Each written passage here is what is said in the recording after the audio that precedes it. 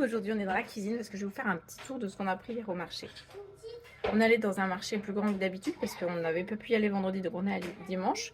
Donc effectivement il est plus grand, donc il y avait aussi plus de vendeurs et plus de choix. Mais on n'a quand même pas tout pris ce qu'il y avait.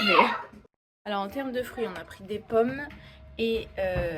c'est pas des fruits, mais il y a des tomates et il y avait aussi des poires, mais bon, on avait suffisamment, donc on a pris des champignons magnifiques.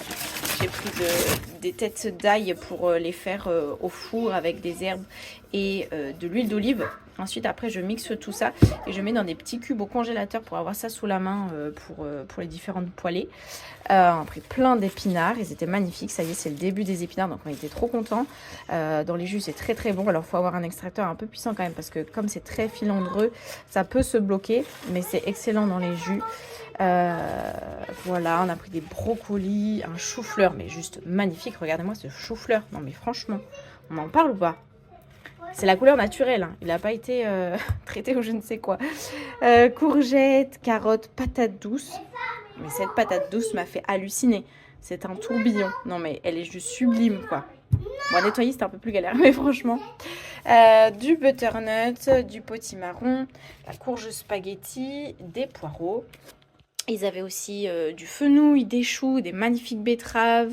Il y avait des choux ronds, des choux chinois, du chou kale. Il y avait plein de choses. On a pris aussi les derniers raisins de la saison qui ont déjà été pas mal entamés. Ah si, on a pris de la mâche aussi, mais bon, on l'a déjà mangé. Donc voilà, même si on est en hiver, il y a de quoi faire.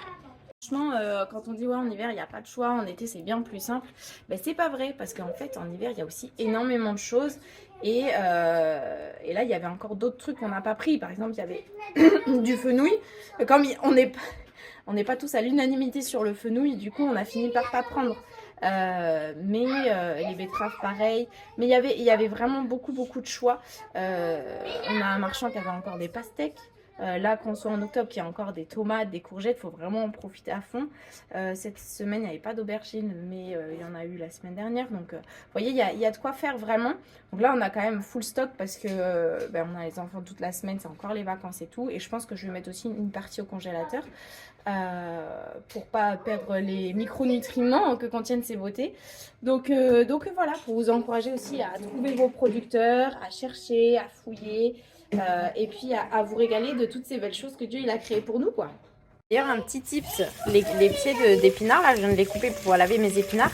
Ne les jetez pas, tu les laves bien, tu les essores dans ton truc à salade là. Et ensuite moi je les mets au congélateur dans un petit sachet. Que je garnis petit à petit. Pareil les queues de carottes quand vous râpez ou autre, vous pouvez garder quoi. Les têtes là. Bon, si la courgette elle va pas à l'extracteur par exemple et que vous la coupez pour une poêlée ou autre, pareil pour les carottes, gardez ça là. Il y a des nutriments en fait là-dedans. Hein. Quand on coupe par exemple tout ça de la carotte, tout ça c'est mangeable en fait. Donc pareil les pieds de brocoli, vous pouvez les faire dans les poêlées. Hein. Ça se mange. Hein.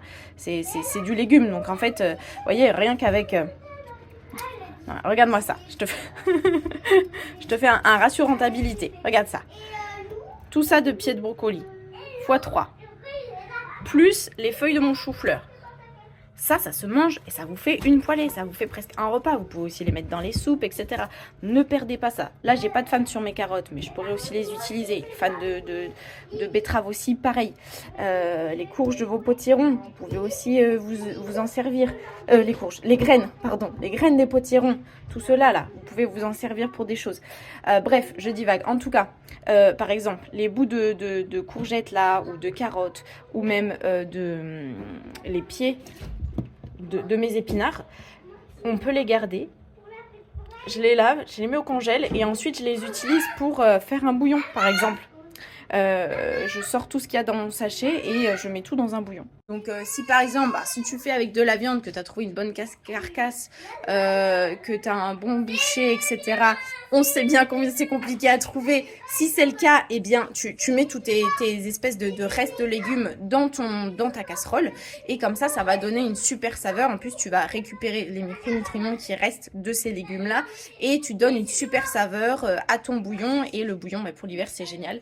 Donc Donc voilà, ça c'est une super astuce. Tu peux le faire en bouillon liquide. Voilà, tu peux après congeler ton bouillon liquide par exemple. Moi ce que je faisais pendant un temps, c'est que je les sortais directement du congèle. Alors je les laissais décongeler, mais après je les passais au déshydrateur. Et du coup, ensuite, une fois qu'ils étaient bien secs, faut être sûr vraiment qu'il n'y ait pas d'humidité restante dedans, parce que sinon après, c'est mauvaise surprise. Je te le dis par expérience. Une fois que tu les as passés au déshydrateur qui sont bien séchés, eh bien tu peux les mixer et ça te fait une poudre et qu'en fait, moi j'utilisais en guise de bouillon en poudre, de bouillon sec, ou un petit peu comme les épices quoi, et que je mettais un peu dans tous les plats, dans les soupes, les poêlés, dessus les tartes, tout ce genre de choses. Et ça donne un petit goût très sympa. Et en plus, tu as récupéré les micronutriments et plein de bonnes choses qu'il y avait dans ces restes de légumes au lieu de les jeter. Donc ça, c'est des petites astuces un peu anti-gaspi pour continuer de privilégier les bonnes choses qu'il y a dans les légumes, quoi.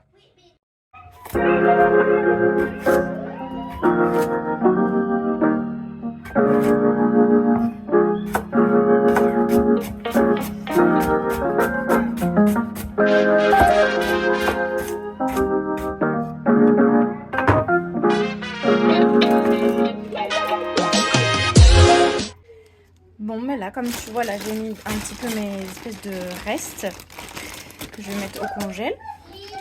Donc, on a de la courgette. Alors, d'habitude, je mets jamais dans ces sacs-là, mais c'est tout ce que j'ai trouvé au fond de mon placard parce que j'avais plus des... D'habitude, j'utilise des zips comme ça que tu peux réutiliser, tu peux écrire le nom et tout. Donc, voilà, j'ai mis un peu de courgette. N'importe quoi. J'ai mis un peu de chou-fleur parce que je sais que ça, c'est le truc qu'on va le moins rapidement utiliser. Donc, c'est important que ce soit au congèle. On a la courgette du coup, le brocoli c'est un peu pareil que le chou-fleur, hein. C'est pas notre option numéro 1, donc c'est important que ce soit au congèle pour pas perdre tous ces nutriments.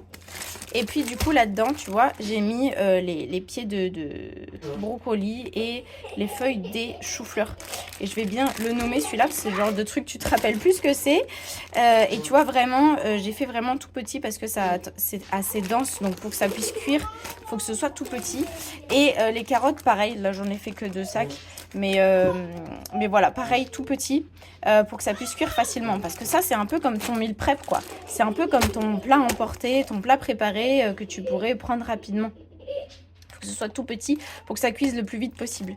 Et j'ai gardé ici, tu vois, j'ai gardé des carottes fraîches. Si on veut râper, si on veut ajouter en crudité, si on veut faire des jus, ou justement pour les jours où on a suffisamment de temps pour cuisiner, quoi. Donc voilà, ce que je te dis, c'est que si ça, en fait, ça remplace tes plats préparés, eh bien, il faut que ce soit le plus rapide possible à sortir de ton congèle et à préparer. Là, tu vois, je suis super contente parce que ça va m'anticiper la semaine prochaine où on va avoir le retour d'école et les lunchbox à préparer, tu vois. Donc, il me suffit, tu vois, de prendre par exemple juste cette portion-là, si je veux, avec un petit peu de ça, un petit peu de brocoli et pourquoi pas y ajouter du potimarron frais, par exemple, qui n'a pas été congelé, et puis d'en faire une poêlée avec une sauce tomate, une sauce crème soja, des petites épices, et c'est parti, quoi. Donc, tu vois, plus tu prépares de manière à te faciliter la vie, plus tu vas l'utiliser facilement, tu vois. Si j'avais fait des gros boudins de carottes, ça m'aurait pas forcément vraiment aidé parce que ça va cuire longtemps, etc. Sachant qu'on privilégie une cuisson douce et lente, des gros tronçons de carottes, c'est pas du tout le plus réfléchi, quoi. Donc, voilà pour le moment où on en est.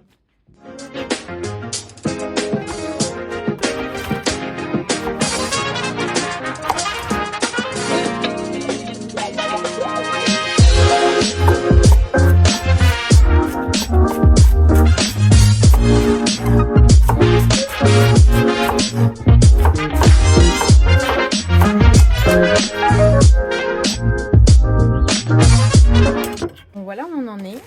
J'ai fait des champignons. Peut-être ça techniquement c'est vraiment le truc, si c'est pas préparé je vais pas aller les chercher, pourtant j'aime beaucoup ça. Donc là, sachant que la dame qui les vendait, elle est que au marché où on est allé spécialement ce dimanche. Donc ça au moins c'est sûr que j'en ai pour un moment. Et puis j'ai fait un potiron aussi du coup pour que ce soit plus simple. Ça c'est un peu aussi le truc, si c'est pas coupé on va pas aller facilement les chercher, quoi. Donc voilà, c'est pas du parfait. Écoute, ça va nous aider pour plein de repas. Et on a encore plein de produits frais quand même. On a encore des poireaux, du butternut, de la courge spaghetti, on a encore des champignons, je vais m'occuper de l'ail et tout. Donc voilà, on a un bon mix entre... Oui, c'est à toi. Entre du congelé au frais et du frais. Ça ne veut pas dire grand chose, mais voilà. Et puis je voulais te faire ça un peu en mode un peu nature peinture, un peu brut, parce que il n'y a pas besoin que ce soit parfait dans ton moment pour que tu puisses le faire. Là, tu vois, il y a les enfants qui écoutent des histoires de la Bible en fond. C'est pas grave, ils jouent, des fois il faut intervenir, on est interrompu, etc. Mais c'est ok en fait, je préfère faire ça plutôt que de rien faire du tout. Et au moins, ça va avoir un bon effet pour la semaine de vacances qui reste et la suite, parce que voilà, ce qui n'est pas consommé cette semaine, ça restera au frais. L'autre conseil, c'est de le faire directement après le jour du marché, parce que là tu vois on est allé au marché hier et le producteur que l'on a, il les cueille juste avant de les amener au marché. Donc en fait, ça a l'avantage qu'ils sont encore frais, ils n'ont pas perdu beaucoup de nutriments. Donc c'est intéressant de faire justement la mise en poche et au congèle maintenant pour que justement tous nos légumes ils gardent le plus possible leurs nutriments et que quand on les consomme, ils soient encore super cool pour nous. Voilà, c'est beaucoup moins intéressant de par exemple congeler tes légumes à la fin de la semaine. Je congèle ce qui me reste et que j'ai pas utilisé. Là, c'est pas terrible parce que, c'est toujours ça de prix, on va dire. Mais il y a beaucoup plus de fibres qui sont plus compliquées si on a un intestin inflammé, etc. Et donc, c'est moins recommandé parce que tu vas avoir perdu beaucoup de nutriments et c'est dommage, en fait. Donc là, au moins, je sais qu'en fin de semaine, je peux aller piocher dans mon congélateur et avoir quand même des choses aussi fraîches que si elles avaient été cueillies et juste de retour du marché, tu vois. Donc, c'est l'avantage. Et puis, ça peut aider aussi donc, les fins de semaine, ça peut aider les fins de mois, etc. Donc, je te recommande d'essayer de faire ça. C'est un petit peu comme il y en a qui peuvent dire un meal plan, un meal prep, etc. C'est une manière, en fait, de pouvoir t'aider à préparer tes repas pour la semaine. Donc voilà, si tu essayes de faire ça, si tu le fais déjà, n'hésite pas à nous dire un peu tes astuces dans les commentaires et puis qu'on puisse échanger tout ça ensemble et pouvoir s'amener de l'avant.